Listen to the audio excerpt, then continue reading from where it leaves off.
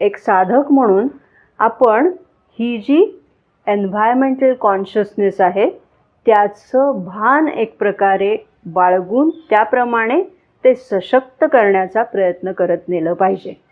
आणि हा प्रयत्न जेवढा जास्तीत जास्त आपण करत जाऊ तेवढी त्याची व्याप्ती वाढत जाईल.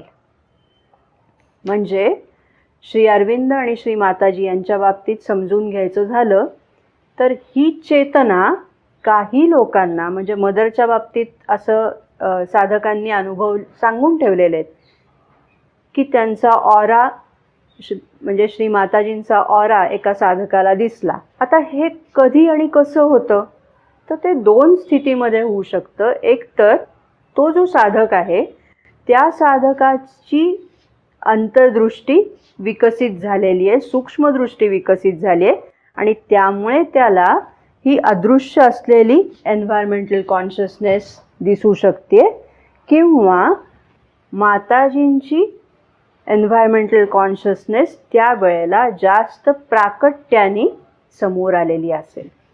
अशा दोन्ही स्थितीमध्ये आपल्याला तो ऑरा दिसू शकतो असं श्री अरविंदांनी म्हटलेलं आहे.